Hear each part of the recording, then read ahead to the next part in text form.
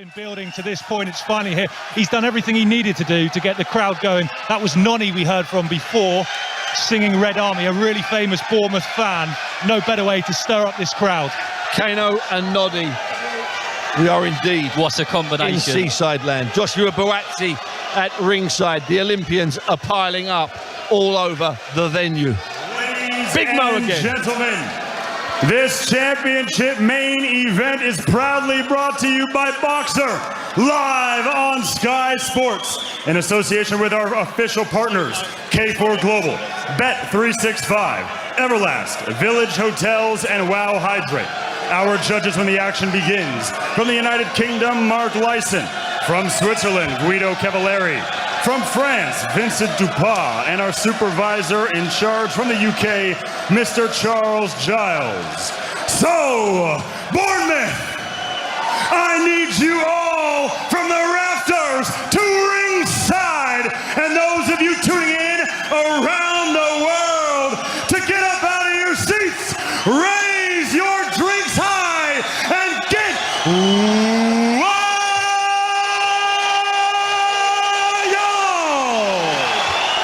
This cruiserweight bout is for the Commonwealth Boxing Council Cruiserweight Championship and the European Boxing Union Cruiserweight Championship. Let's meet the fighters. First, fighting out of the blue corner, wearing the white trunks with red trim. He stands 6 feet 2 inches tall. He weighed in at 14 stone, 4 pounds. He holds a professional record of 14 wins, 1 loss, 8 of those wins coming by way of knockout. And he fights out of Brixton, London, England. Introducing Isaac Chamberlain.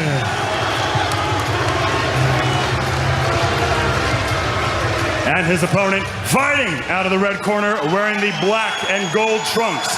He stands 6 feet 3 inches tall, weighing in at 14 stone, 4 pounds. He holds a professional record of 15 wins, 1 loss with 11 knockouts. And he fights right here in Bournemouth, England.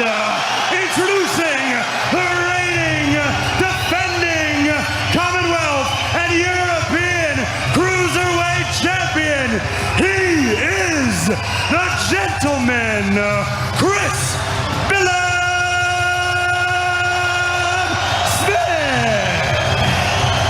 Our referee in charge, John Latham.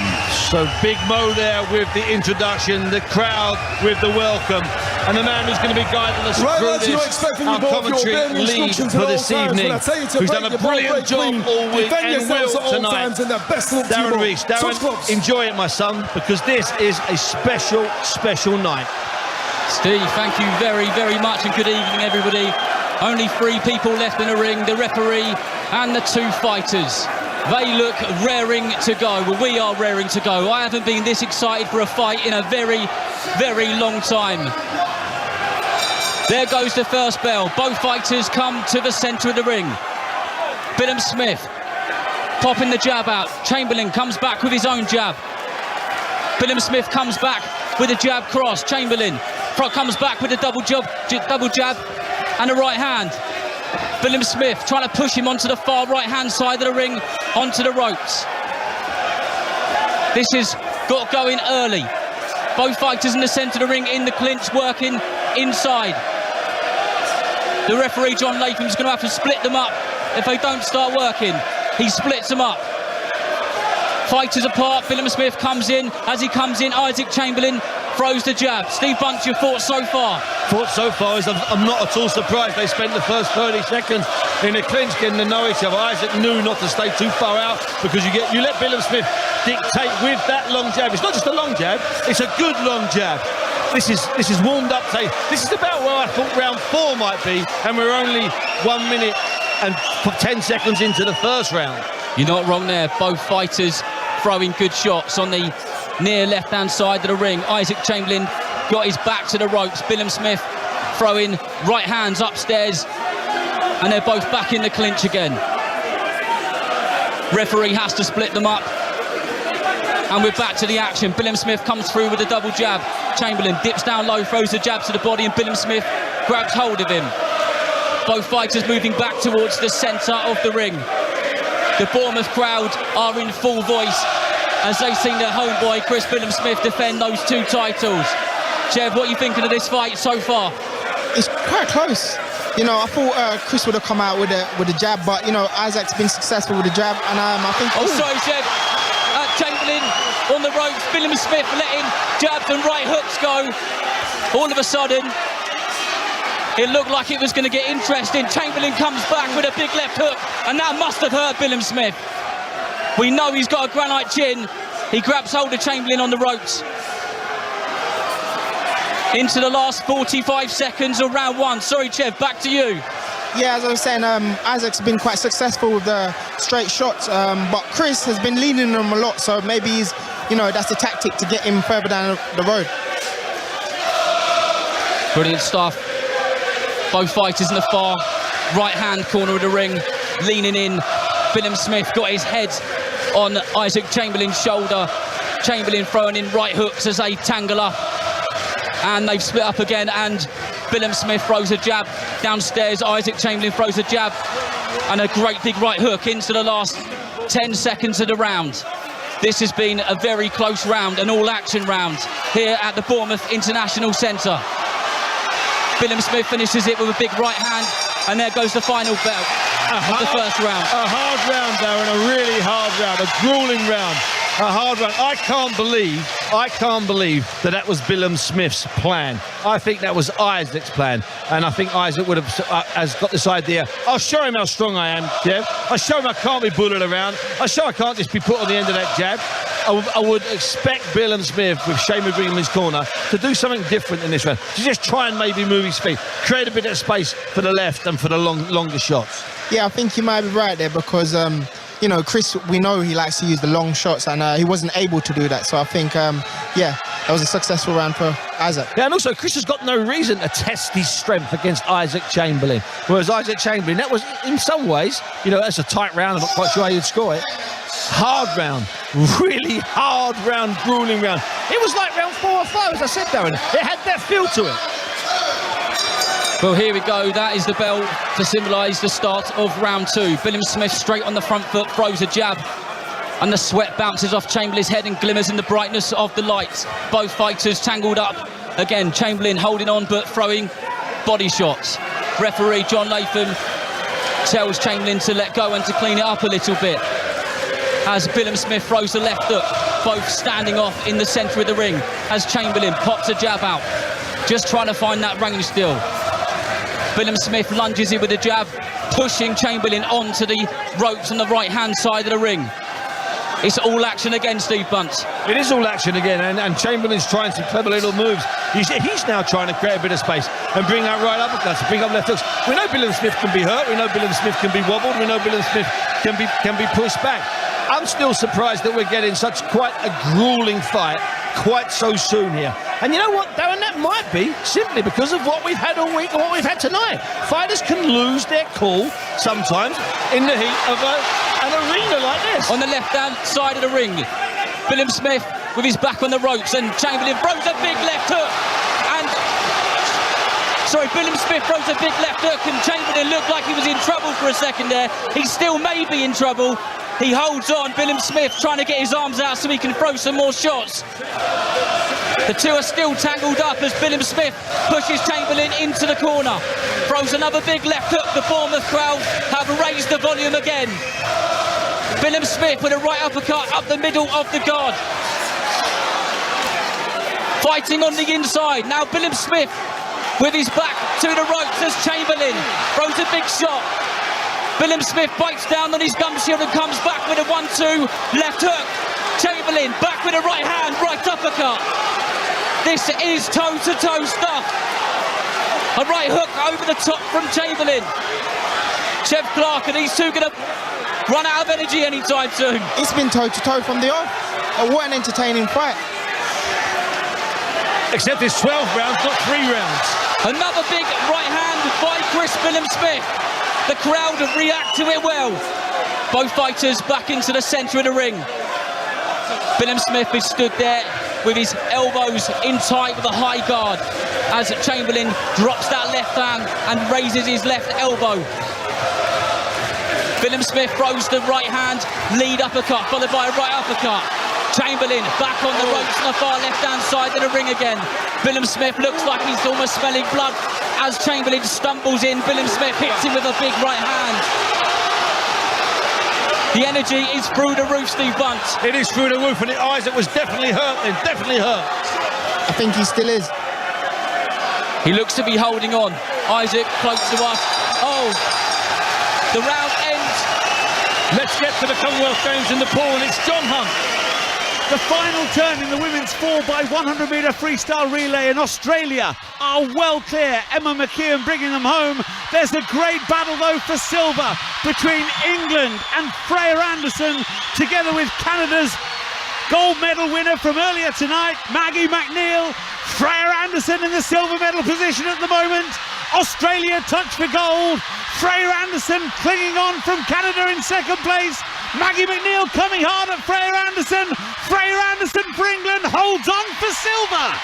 It's a bronze for Canada. Australia way too good, but a brilliant silver medal for the English women ahead of the Canadians. Just to pick up what you said at the end of that round, Chev, just briefly, yes, I'm convinced Isaac Chamberlain was hurt right at the end of that round. Darren, take it away. This could be a pivotal first 30 seconds. Round 3, this really could be rounds 5, 6, 7 or 8, the way that these two are going at it. Billam-Smith straight on the attack, straight onto the near side of the ring. Chamberlain finds himself on the ropes again as Billam-Smith sticks his head into the cheek of Chamberlain, roughing him up with a left hook to the body, followed by one upstairs. The two break apart. Chamberlain comes back with his own left hook to the body. I felt that one myself. Billam-Smith bites down on the gum shield and moves forward. Both of them back to the centre of the ring. Billam-Smith with the high guard. Chamberlain throws a wicked right uppercut up the middle of the guard of Billam-Smith. And both fighters are now on the far side of the ring with Billam-Smith with his back to the ropes. Billam-Smith leans in, throws a right hook to the head of Chamberlain, followed by a left hook. Chamberlain throws a left hook to the body. Billam-Smith comes back with a right hook, then a left hook upstairs. Two body shots from Billam-Smith. They're now fighting on the inside of the pocket. Did you expect this type of fight, Chev? No, I didn't expect this type of fight. Not from Chris anyway. I'd expect him to use his feet, or Isaac to use his feet to be a bit more dynamic, but it's just toe-to-toe slugging it out.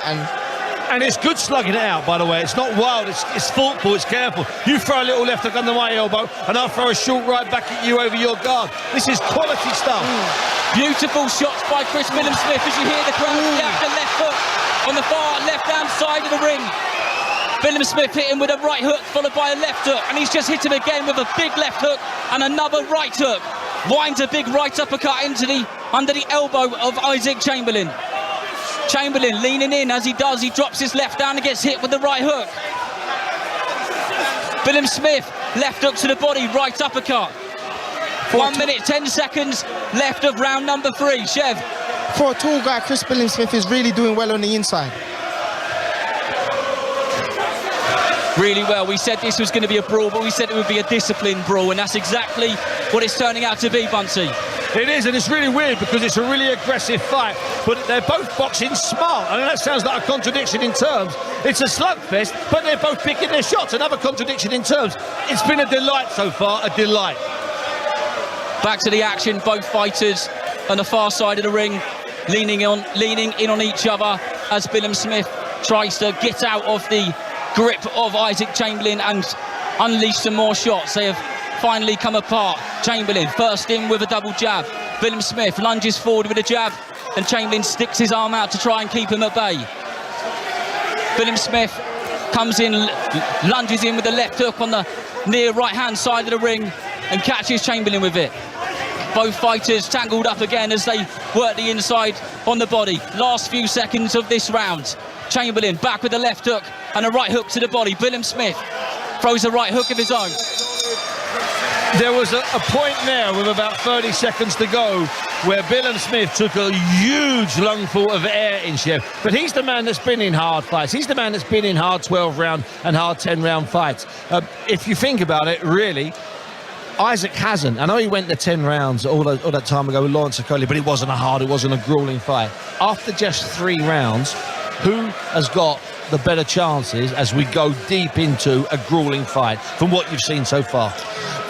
So far, I think it's been 50-50, so very hard to pick one, but I would like to see Chris Billam-Smith use his height and his jab and just be a bit more at range, you know. And I'm assuming that's what Shane McGuigan will be telling him over there. We'll see if we can get a mic in that corner, because I'd be stunned if Shane McGuigan's not telling him that.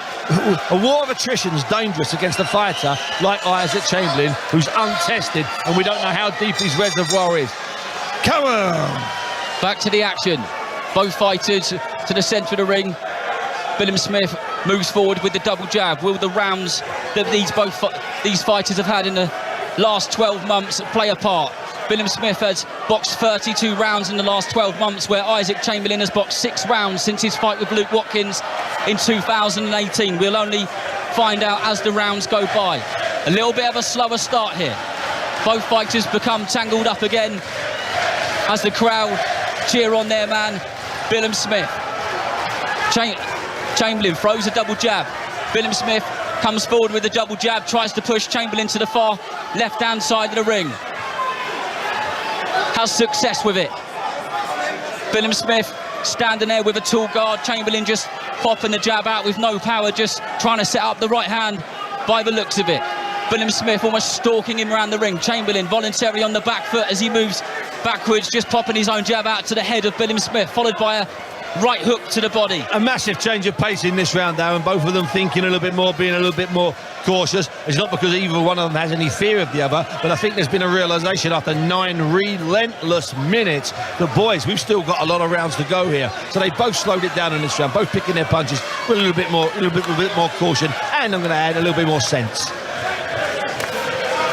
Here comes the discipline. This is where the two fighters really do need to be professionals and stick to the discipline, but we're getting back to that kind of slugfest mode as we go to the far left-hand side of the ring, and Chamberlain finds himself in the spot where he keeps getting caught on the left-hand side of the ring, and got caught with another left hand to the temple by Chris Billam-Smith.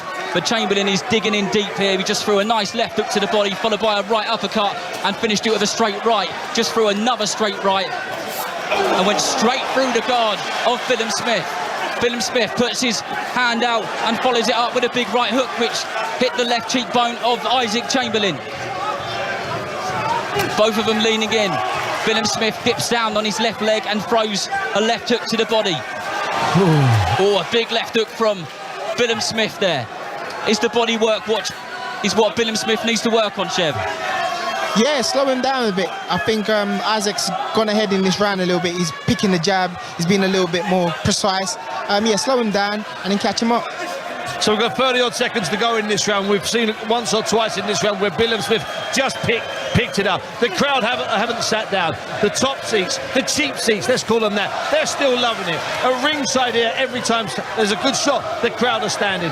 Darren, you've landed an absolutely beauty tonight, a beauty. Thank you, Steve. Last few seconds of round 4. Definitely the slowest round in the fight, but Billam-Smith lands it with a big jab, right hook to the body, and a right hand over the top. I think we can get our microphone into the red corner and see what Shane McGuigan's talking to Chris Billam-Smith about. You're still doing damage when you're taking hands up like that, okay? Know who you got in front of you. You can't let this motherfucker get into a rhythm, okay? Oh, you're playing the long game here, Chris. Okay?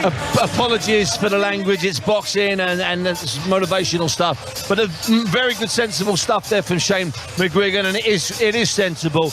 Don't let him get in a rhythm. This isn't an amateur here, this is a good professional, was the rest of the Shane McGuigan sentence. Yeah, 100%, I agree with that. And he doesn't even have to do any punch, he doesn't have to throw any punches, he's just moving your feet, going off the angle and just not letting him settle. And not going toe-to-toe stupidly. Once again, apologies for Shane McGuigan's language in the corner there. That's often, unfortunately, what you get. Darren, we're moving into, I think, a crucial couple of rounds here. Crucial couple of rounds. A very crucial couple of rounds indeed. Billam-Smith straight to work, throws a double jab with no power, but both of them got through and just stuck the head back of Chamberlain. Both on the far right-hand side of the ring, next to the blue corner. the referee has to split them up again. Chamberlain throws the jab. Billam-Smith comes back with his own jab. The pace has definitely decreased to a similar pace of the last round. Both fighters in the centre of the ring. Billam-Smith with the black shorts and the black gloves. Throws a right hand to Chamberlain's body. Chamberlain throws a jab upstairs and drops his leg and digs a right hand into the body of Billam-Smith. Billam-Smith moves in, pushes him away with his left arm, trying to get him in that danger place where he's had him a few times this evening already. Chamberlain throws a right cross to the body. Billam-Smith returns with a right hand, left hook. Chamberlain constantly popping that jab out, working with it, throws the one, comes down, throws the one jab, comes down with a right hand on the bridge of the nose of Chris Billam-Smith, but Billam-Smith returns with 2 body shots.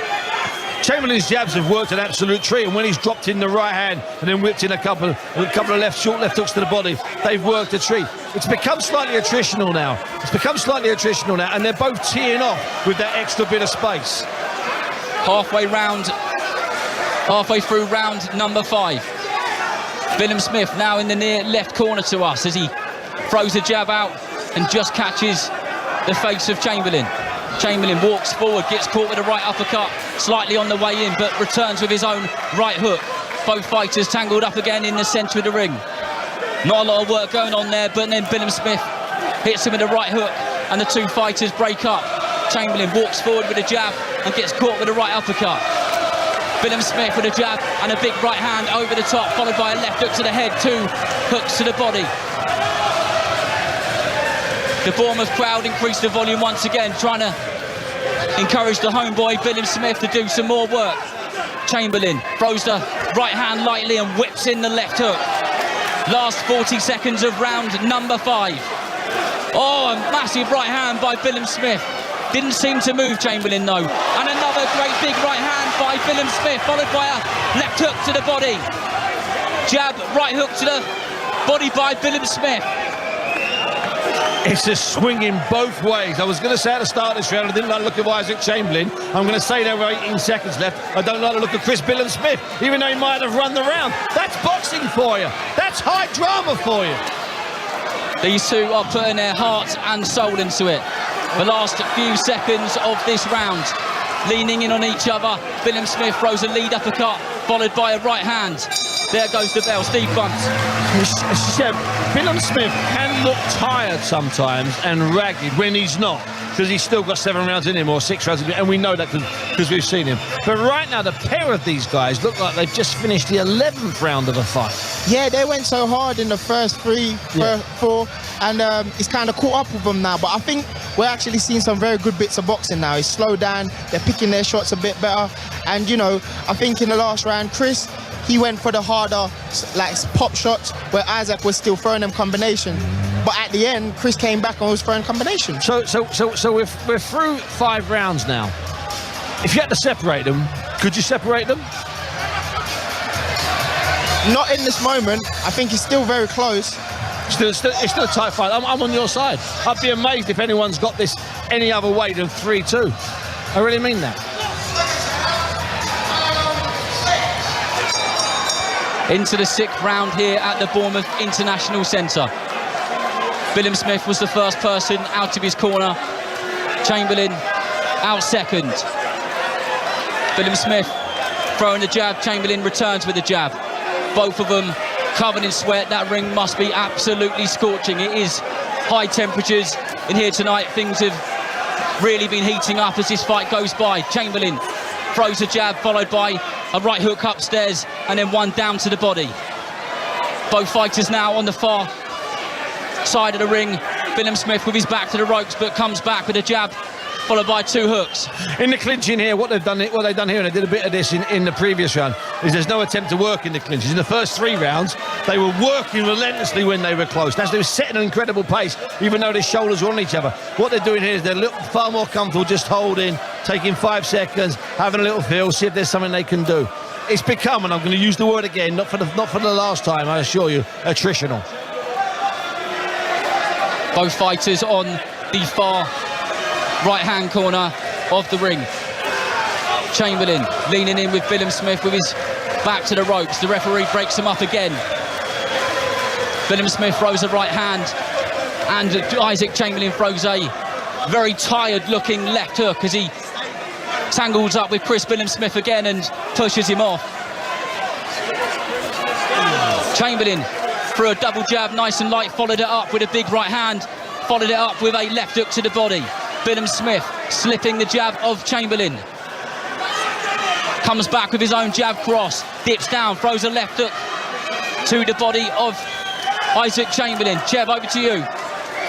Yeah, Isaac's got that Holyfield bounce in his step. I was thinking maybe he should like slow it down a little bit, conserve some energy so he can put a little bit more into his shots. Chris Billam-Smith is still holding his feet and whipping them power shots in. But it's a great contest.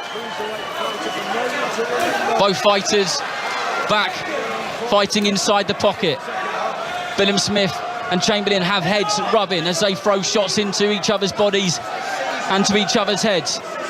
Billam-Smith switches stance very, very quickly, then back into the orthodox stance. Comes forward with a 1-2, followed by a left hook and a right hook to the head.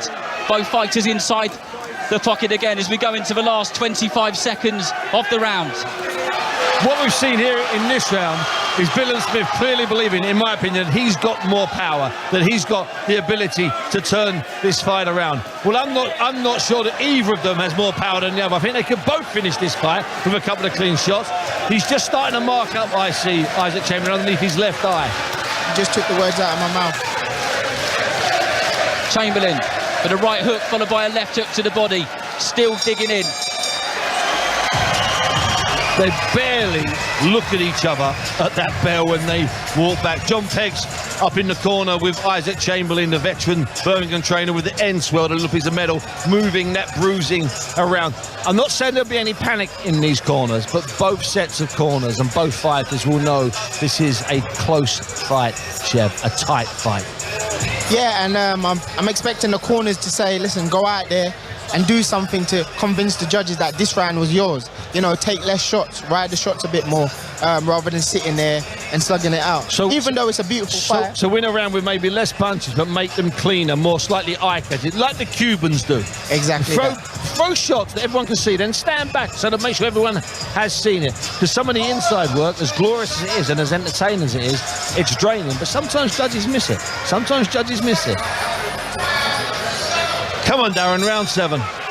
Round 7, here we go. Straight to the action again.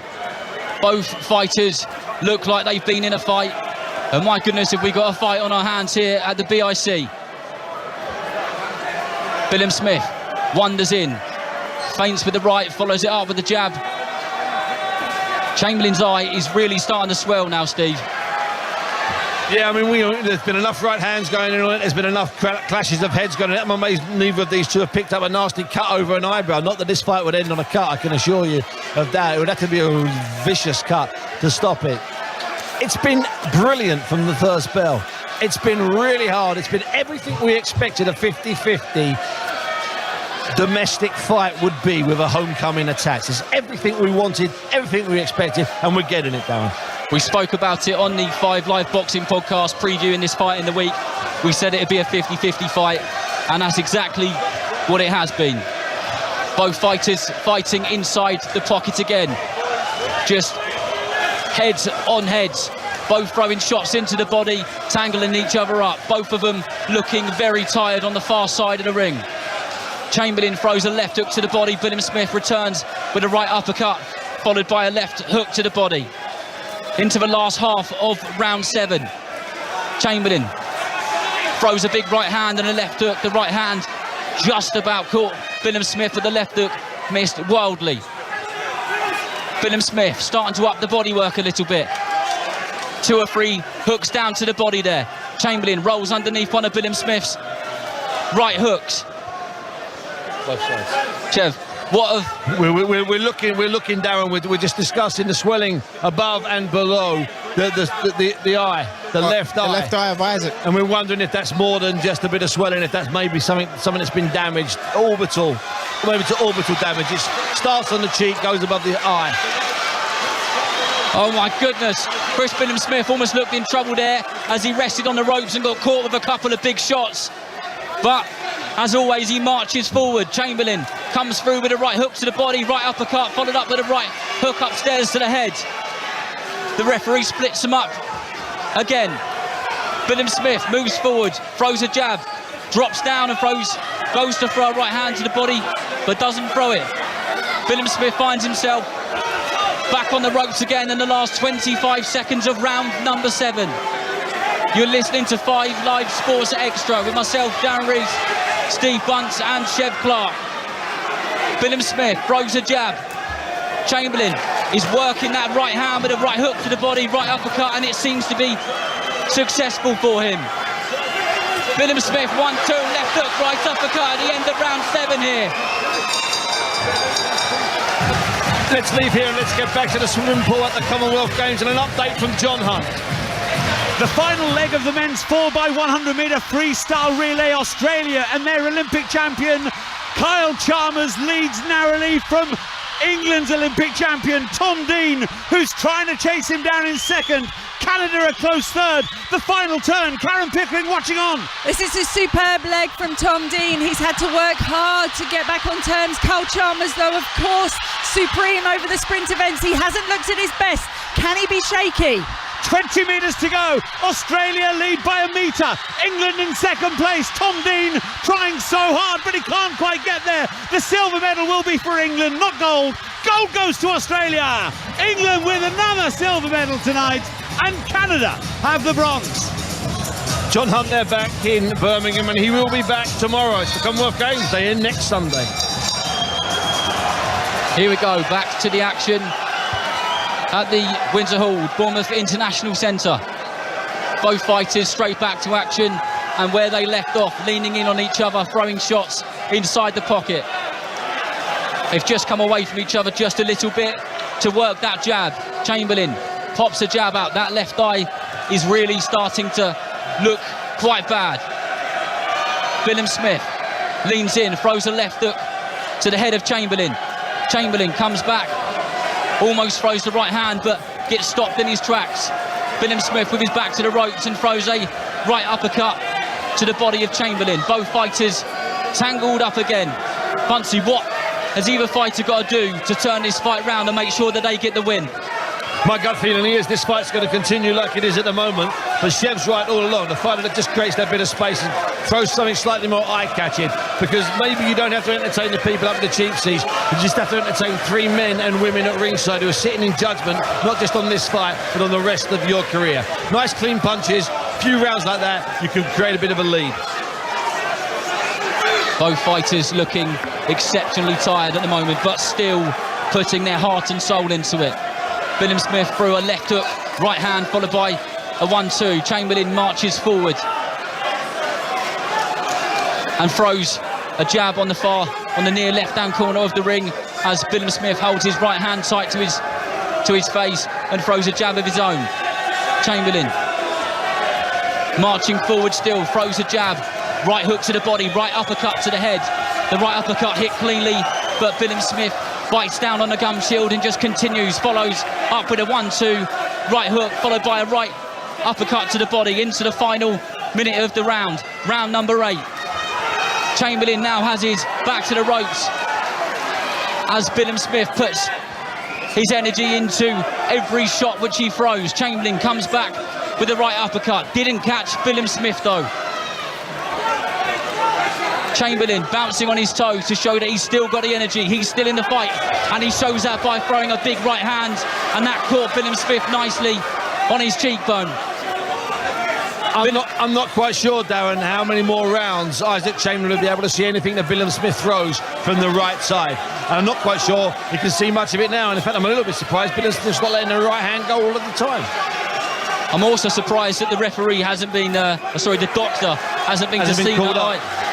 I'm going to take a look at the end of this round and see John Peck in the corner and see how urgent or concerned he looks. Chamberlain with his back to the ropes as Billam-Smith roughs him up, throws a big right hand followed by another right hand, and again the sweat bounces off the head of Isaac Chamberlain and splashes the people near ringside. Fantastic finish to the round there. I think that Isaac Chamberlain's got enough left in the tank if his eye wasn't the problem. I really do. I think he might have more left in the tank than Billam-Smith at this point. You know what? I think Chris Billam-Smith came out that round and did exactly what I expected him to do for the whole of this fight. Somebody earlier. Yeah. Well, Isaac's eye is really swollen, but I think he can still see out of it. But it's getting worse, and with Chris establishing his jab now, I think it might play a big part. And I'm watching John Peggy there, the veteran, former professional himself, trains and manages fighters, including Sam Egerton, a former British lightweight champion, Shaq Peters. And there's no, even though he's a calm man, I'm looking at his hands, there's no great urgency. He's not moving that end swell around. He's got it in one position, and one above. Hey-ho, perhaps with, a fight after 3 rounds that we thought might not last that long, perhaps we will see the last bell here. Darren, it's a great fight, my friend. A great fight is indeed, Steve, into the 9th round. And straight away, both fighters are on each other, with their heads resting against each other. Then come away, Billam-Smith throws a jab, followed by a big, horrible right hook to the body, which you heard crack from ringside. Chamberlain once again with his back to the ropes and throws a big right hand, which catches Billam-Smith. Billam-Smith returns with a left hook under the right elbow of Chamberlain, and another one. Chamberlain comes back with his own body shot. A right hook under the right elbow of Billam-Smith. Chamberlain finds himself on the ropes again. Billam-Smith puts his head on Chamberlain and sets himself up. The two guys are falling off each other due to the sweat. They are giving it 110%.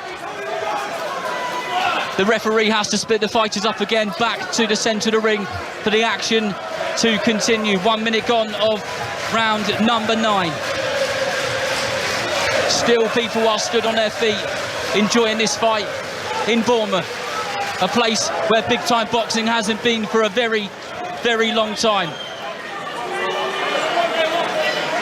On the left hand side of the ring, Chamberlain finds himself on the ropes again. You can hear the crowd react because Billam-Smith just put a 2-3 shot combination together, and at least a couple of those got through nicely. Chamberlain using the ropes to reserve some energy. Billam-Smith comes back with a left hook, with a left uppercut, right uppercut, followed by the right hand. These are dangerous exchanges, Darren, because you're leaving yourself exposed as you swing that way and you swing that way to being hit and countered. That's when men get knocked out in the 9th round of hard fights. These guys have thrown everything they wanted, and every time we think, Chev, there's going to be a little bit of technical stuff, they go back to slugging. 100%. The way they started, and to be this deep in the fight and still going, just pure heart. I'd like to see Isaac try and stay off of the ropes though, because him getting leaned on is draining him. Absolutely. It's exhausting to watch, never mind to be in there under those bright lights. Listen to this crowd as Billam-Smith throws a big right hand and catches Chamberlain. Chamberlain just grinned at him. He's absolutely loving this. Chamberlain just loves a fight. I think also Chamberlain has convinced himself over the last week or so. Listen, this crowd's going to be against me. Every time I hear them singing, I'll use it as a positive, because the louder they got, the bigger his grin got. He's using the energy of the crowd, as you say, to increase his energy. Still grinning with his left eye practically completely closed. That was a great round. The first round was a great round. The second round was a great round. Well, you see where I'm going with this. Every round's been a great round. So we're now going into round 10. 3 rounds left, Jed. If you had to separate them now, could you pick one of them? I honestly think it's been equal. So do I. I genuinely do. Championship rounds, this is where we see what they're made of. And I think we know what they're made of. They're made of guts, they're made of desire, and there's so much at stake. There's obviously the man who wins tonight has pride. He gets the 2 belts, but he gets closer to a couple of world titles. 1 world title, at least one of the 2 or 3 world titles out there. And that's the real carrot here. It isn't the 2 belts. It's the fact you get that much closer to a world title. Chev, you can have 30 seconds off. Rest your feet up. Go and do a selfie in the crowd or something. Darren, back to you. Round 10, here we go. The corner of Isaac Chamberlain, John Pegg and Bobby Mills would have been giving him the finest details to get the upper hand. and Shane McGuigan in the opposite corner telling Billam-Smith the finest details as well. The two are back to exactly where they were at the end of the last round again, inside the pocket, fighting each other as they lean in and throw shots on the inside. Isaac Chamberlain just threw a wicked right hand which caught the temple of Chris Billam-Smith. Both guys just threw a left hook at exactly the same time and hit gloves. Billam-Smith really looking a bit tired now, but moves forward, dips down, throws the left hook to the body of Chamberlain, and Chamberlain grabs hold of him. These two are just knackered, Steve. Yeah, they're tired, but they know what to do when they're tired. You get close, you don't waste punches, you pick punches, you look for a big finish. And they both got that in them. They've both got that in them. They can both take out the other fighter. And in a fight like this, in a stage like this, anyone can take a fighter out. And Chamberlain is on the ropes on the far side of the ring as Billam-Smith unleashes some big punches. A jab, a right hook, followed by a right hand. Chamberlain still in there though, still throwing those big left hooks to the body. Billam-Smith moves forward, throws a right hand, then grabs hold of Chamberlain. You know, as tired as they are, he just threw a shot there, you know, a minute 20 gone in the 10th round. He ducked to the left, Isaac Chamberlain, and he planted a lovely little left underneath Billam-Smith's right elbow. It was a textbook shot, and I tell you what, it would have really hurt Billam-Smith. Perfectly land punches from Isaac Chamberlain. One of the things which Chamberlain said about Billam-Smith was his punching power and his accuracy.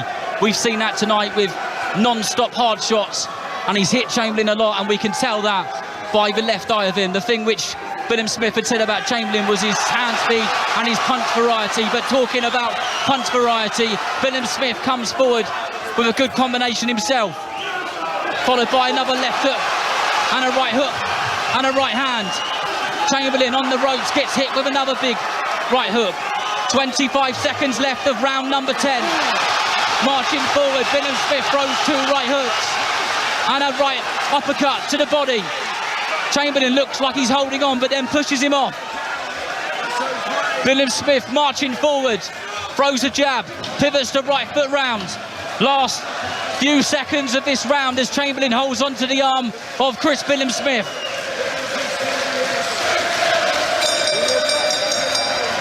I wasn't sure then if Don Latham, the referee, was actually going to call in the doctor to look at the eye. He seemed to interfere just a second or so before the bell.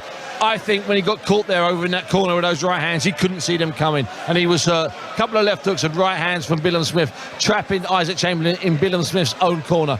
I thought Isaac Chamberlain looked hurt in that last 40-odd seconds. He did look vulnerable, and I think the eye is definitely swollen closed now. But what I'd like to say is you can see what these guys practice over and over and over. You revert back to what you know when you get really tired. You know, you can see the combinations coming in from Chris Muscle memory. Exactly. Stuff you do. This is what you do in the 10th and 11th and 12th round of a hard sparring session. And this is what you do in the 10th and 11th round of a championship fight in front of your hometown once the sun has set on the beach. They're roaring him on. And that has to help, Chef. That has to help. Round 11 of a beautiful fight here in Bournemouth. Round 11, Billam-Smith came out of his corner looking energised, puts his hand up to get a good reaction from the crowd, from the people who have come out in their thousands to watch him tonight. Chamberlain ignoring all of that. He doesn't care where he fights. It's a boxing ring and he's going to box in it. This is a man who's been in Deontay Wilder's training camp, Alexander Usyk's training camp. Isaac Chamberlain is a man who dislocated his shoulder and carried on for 7 rounds to win a fight. He has got the mettle. He is as tough as they come, as is Billam-Smith. As he still marches forward, throws a jab to Chamberlain, targeting that left eye. 45 seconds gone in the 11th round. I think he looks a little bit concerned, Isaac Chamberlain. He knows he's vulnerable on that left side. He knows he's been hurt. And there's not a lot he can do at this stage in a fight when your legs aren't fresh, when your hands aren't fresh, when your reflexes aren't flesh. He needs to bizarrely take all the risks that he shouldn't be taking to try and steal this fight in the last 2 rounds. Otherwise, I just fear that Billam-Smith's going to pick him off with big right hands and lefts following the right. The crowd, you can hear the football chants almost. It's almost like, Chev, the Bournemouth crowd can taste blood, a bit like Billam-Smith can. Can you sense that now? Yeah, I can see Billam-Smith walking him down. And with the cheering of the fans behind him, it's like a gladiator in there. You just keep going, It gives you that energy. And Billam-Smith has got Chamberlain on the far left-hand side of the ring again and lays into him with a right hand and a left hook to the body under the right elbow of Chamberlain. Chamberlain gets himself away from the ropes, a place where he does not want to find himself. Oh, Isaac's got a big cut. It's opened up. It's a big cut. It's opened up, so the swelling, the bruising above the left eye that John Pegg's been working on has now opened. John Latham taking a long, hard look at that. I would imagine with 44 seconds left, he might just let it go to the bell, but the doctor will want to have a look at that. It's a nasty cut. There is blood everywhere. It's quite a gruesome sight, Darren. It is indeed, Steve. Last 30 seconds of round number 11. Will the referee allow Chamberlain to carry on for these last few seconds of the 11th round? Billam-Smith throws the right hand, targeting that eye. That is going to be his main focus, to try and get Chamberlain out of this fight sooner rather than later. As we go into the last 10 seconds now, Chamberlain once again finds himself on the ropes as Billam-Smith throws a jab, right hook, left hook, works the body, and he launches himself into a big left hook into Chamberlain's face. Brilliant finish. Yeah, brilliant finish. The cornermen in Billam-Smith's corner all raving on the crowd to make more noise. That was a massive Chris Billam-Smith round. That might have been, Chev, the cleanest and clearest round of all the previous 10 before that. That was the 11th, and the 10 before. All of them were tight. Yeah, this is the clearest round Without by far. a doubt. And as you could see, as the round went on, Billam-Smith grew in confidence, and then he started throwing combination, and listen to the crowd. Yeah. And also there was that point there when, as I just said, Chev knows he's in trouble. Chev knows he's in trouble. The crowd are standing now. Every single person in this crowd is standing. They are singing like they are on the terraces, and like Bournemouth are 30 seconds away from winning the FA Cup final or winning the Champions League. Billam-Smith's up. Isaac's up. He looks as far out of the case. Darren, you've got 180 seconds. Enjoy it, my friend. Enjoy it. What a fight. And we're into the 12th round here at the Bournemouth International Centre. It has been pretty much all action from the get-go. Even when the two fighters have been inside the pocket, they've still been working. The corner team of Isaac Chamberlain have looked to have done a job on that cut to get him through the last 3 minutes. And how about this? They started the last round exactly how they started the first. And they'll finish this round like they finished the first as well. All talk about whether they could do 12 at a pace, whether Isaac could go up to 12, whether they could sustain it. Talk from us here at ringside. Our idle talk, rubbish. They've held that pace and they've increased that pace and they've given us everything.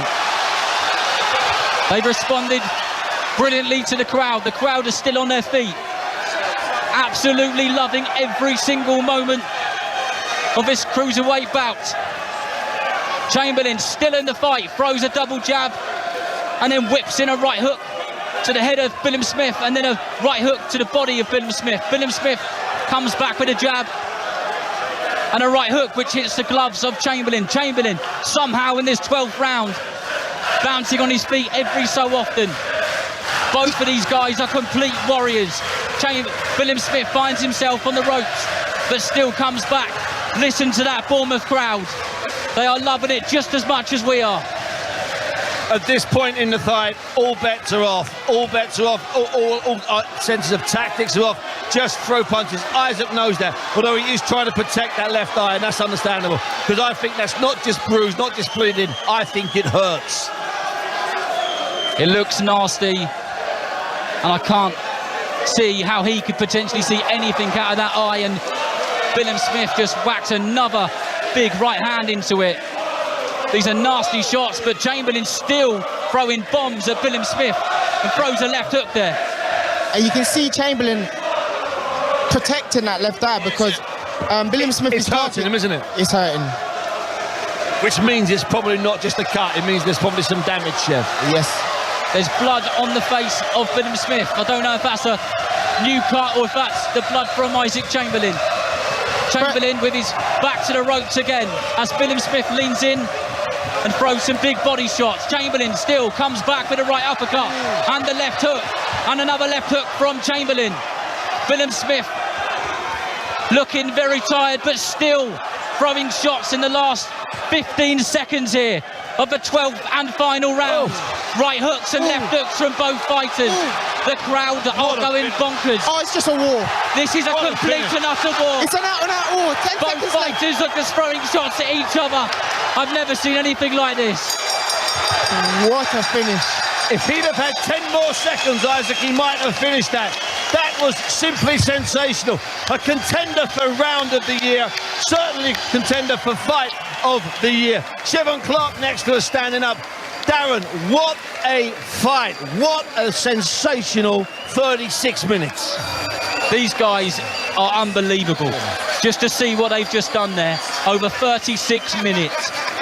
They're not human, Steve. They're not human. You know, like, I leave ringside some nights after we've been on 5 Live, like Lee Wood and Michael Conlon, Kiko Martinez and Josh Warrington just this year, and I think they're not human. And then I end up going somewhere else a couple of weeks later where I have to adjust my scowl, the bunt scowl of disbelief, and it gets moved once again. And I've seen these two here tonight. That was sensational, Chef. I just want to just cut you slightly because after them lot going 12 rounds, hammer and thong, you just see the respect there, and that's what's great about our sport. You know, go for 12 rounds, beating each other, and then at the end there's that respect. Okay, so let's go through it. Darren, you were sucked up in the commentary, but what's your gut feeling when it comes to the scores now? You know, I said before this fight, there was 2 things I said. That it was going to be a brawl, but with discipline, and I thought that before the fight that Billam-Smith might nick it on a split decision. I thought it would be close, and do you know what? I might have nailed it this time round. I don't very often. That's beautiful. Chef, how are you thinking it's going to go in a few moments? Mate, I'm on the fence, but you know, the homeboy, there's a homeboy involved, and did Isaac do enough to convince us that he is the man? No, I tell you what I think. I think those last 2 rounds are going to be decisive rounds. I think those are going to be 2 of the clearest rounds. Yeah, the last 2 rounds. Yeah, the last 2 rounds was 1 apiece, so who do you go for? You think 1 apiece? I don't know.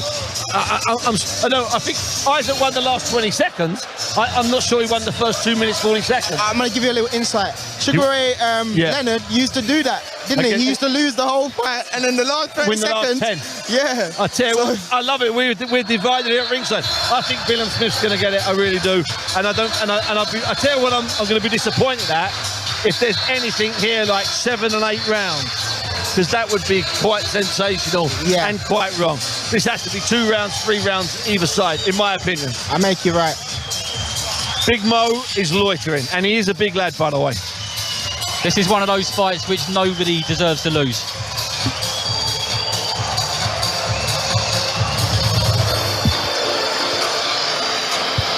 Yeah, it's a slight pregnant pause here, and that's probably because the TV channel's having a commercial break. Nothing wrong with that. Teachers are working. Big Mo is ready. He's looking now. He's waiting for his cue from the floor manager. She's waiting for her cue from the monitor. It's all action here. There isn't a single person sitting. Most of the fans are still dancing. Heavy security, brilliant presence here. Ash leading his team once again quite brilliantly down here. We are ready. Let's go over to the announcer now. Ladies and gentlemen, one more round of applause for these 2 warriors.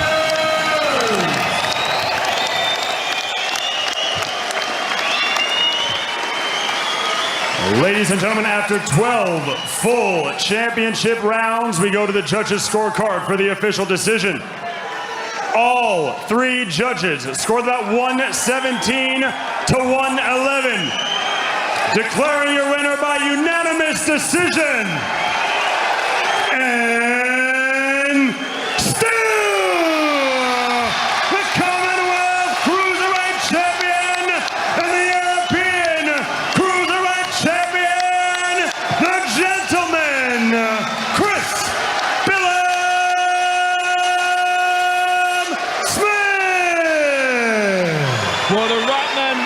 I've got no doubt about that. I thought that may have been just a little bit wider than I expected, but certainly not a scream or a cry. What a fight. They delivered absolutely brilliantly.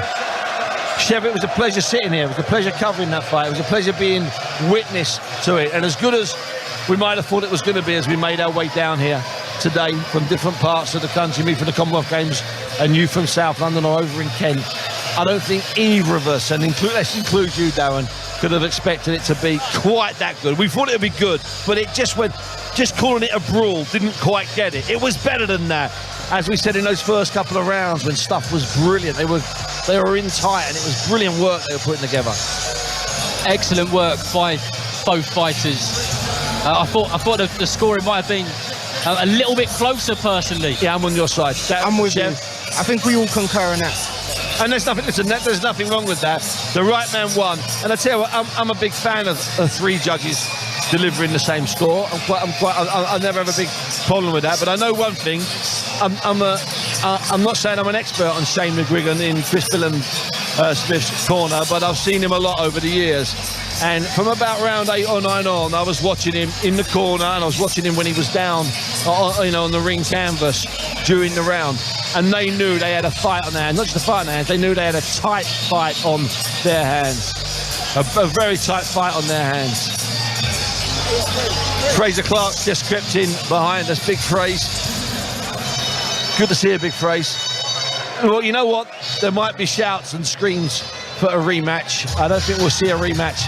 I think we'll see Chris Billam-Smith take a rest and perhaps get a chance at a fight somewhere down the line, a big one.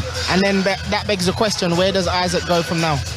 Well, it's a mad thing because I don't think that defeat really hurts Isaac. If he wins, he goes on faster, but that doesn't affect Isaac. Isaac could put a challenge in to plenty of the other guys floating around. He can be recycled. Plus, there is a posse of you young cruisers waiting to get close.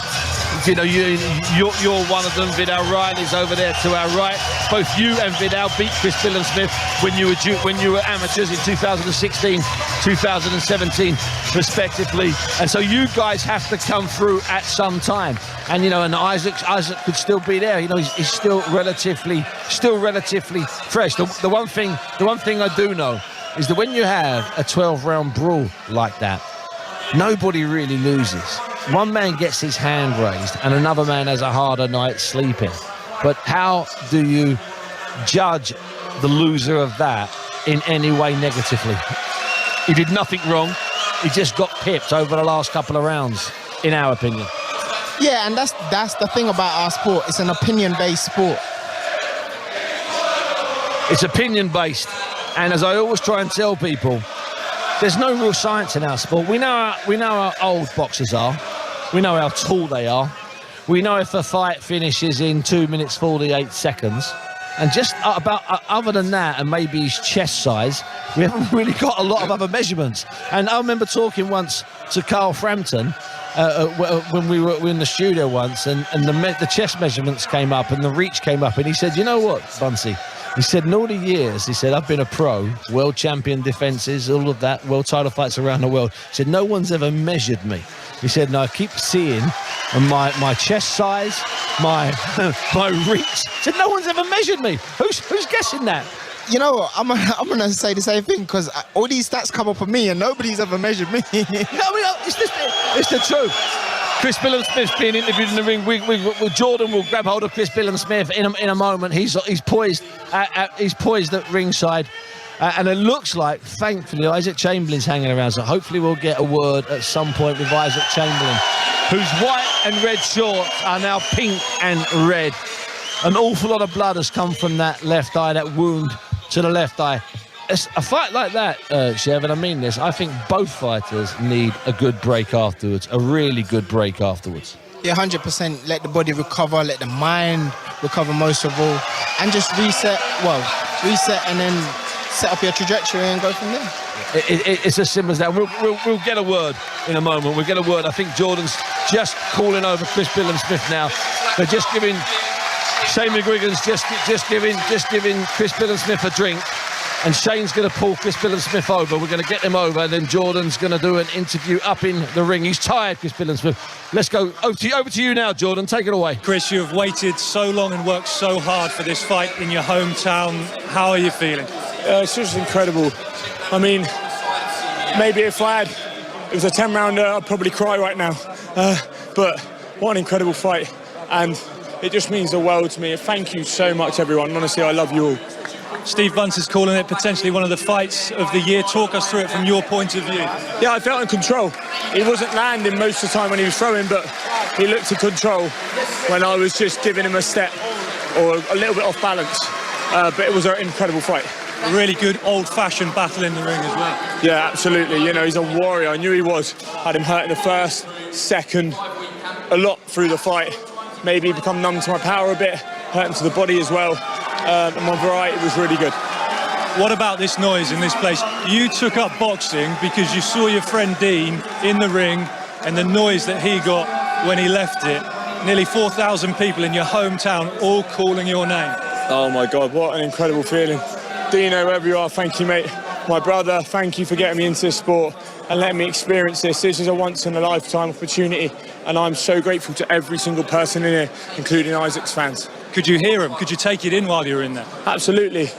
Saying Chris Billam-Smith is one of your own, that's a chant I used to sing when I was a 12-year-old kid at AFC Bournemouth at Dean Court, when I was a season ticket holder. So for them to say that about me it's emotional. Where are you going to celebrate? What nightclub are you heading to with these 4,000 people tonight? I don't know.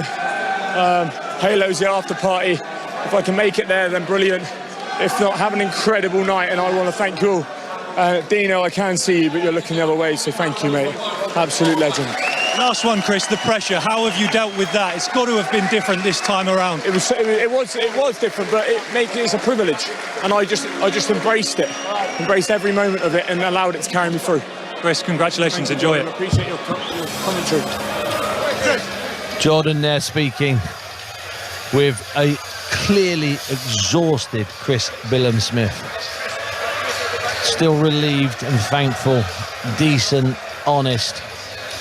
You know, when I don't throw the word old-fashioned around loosely, Chev. I don't throw that around because everyone talks about, oh, it's old school, he's old-fashioned. No, he's not.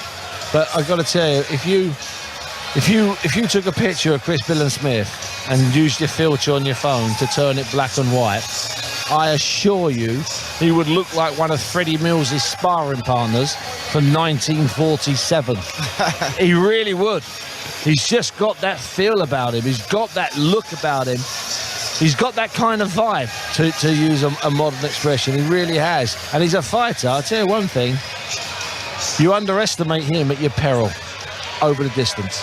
100%. He's a fit, durable guy. He's got power, you know, and as we saw tonight, he can go the whole distance, and he will be there. Now, one of the men in attendance tonight is Jade Opatai's manager. Now, Jade won the title, big shock, actually, beating Maris Bredis down in Australia, I think, a few weeks ago. Big shock. That's the IBF title. One of the things that was up for grabs tonight, and it's an odd thing, and you won't find a lot of record of it, Darren, was that this was a fight for the IBF's mandatory position because it was vacant. I mean, so basically, that's in old terms, then if you were number one, you were the mandatory. Well, the IBF have introduced mandatory as a position as opposed to number one, and the mandatory position was vacant. So we're led to believe that Chris Billam-Smith is now could now become the mandatory challenger for the new champion, who I thought was impressive on the night he beat Maris Bredis. All boxers dream of those away days, don't they? Like Josh Warrington and his crew, they've been screaming for an American Vegas trip for 5 years. Can you imagine if Chris Billam-Smith goes over to Australia for a fight? Well, it's a bit far, isn't it? No, it's not. It's not a bit far. To be honest with you, it's not a bit far at all. And he would take fans with him. But I've got to be honest with you. What about Jordan? Let's bring Jordan. And Jordan, what about Chris Billam-Smith in a world title fight outdoors down here in May of next year? Well, we talked this one up, didn't we, as being his dream that he's worked towards for so long here in his hometown. His ultimate dream, and he'll tell you this, is actually a fight inside AFC Bournemouth's Vitality Stadium in the summer. under the lights. What better than a world title fight at AFC Bournemouth's Vitality Stadium on that stage? If you're going to do it, you've got to do it big, haven't you? No, that's absolutely right. It's all very well pitching a tent. They're not bad. It's all very well having a fight outdoors at a rugby league ground or a cricket ground. That's not bad. But when you have a fight, and it hasn't happened this often, it hasn't happened that often in boxing's lifetime, where you're not only a local, but you've been a supporter of that club, and that club means the world to you, and then your dream comes true and you fight there. So let me ask you a question. You're the world champion. You got a chance to fight anywhere in the world. Where is it? Because you've got a toe in both camps, man. You got a Jamaican side, you've got a South London side, you've got a British side. Where are you gonna have to fight, brother? I'm gonna be greedy. I'd like to 2 places. Go on. I'd like to have a world title fight in Jamaica. It needs to happen. We need to go to Kingston. It wouldn't. I don't know about Montego Bay. Yeah, okay. it wouldn't be in Montego Bay, but it's a nice idea. But in England, at the Emirates Stadium. Yeah. 60,000. Yeah. Yes. So you just about picked 2 of my favourite places in the world. A fight. People ask me about fights that you regret not being at, and the Sunshine Showdown between Joe Frazier and George Foreman all those years ago in Kingston, Jamaica, because it was lawless, it was crazy, and it was mad. And those were just the Americans travelling. That wasn't the Jamaicans. Trust me. That was an off the scale fight. And then the Emirates. We've been talking about the Emirates for 10 years. We haven't got it yet. We might yet have a fight at the Emirates.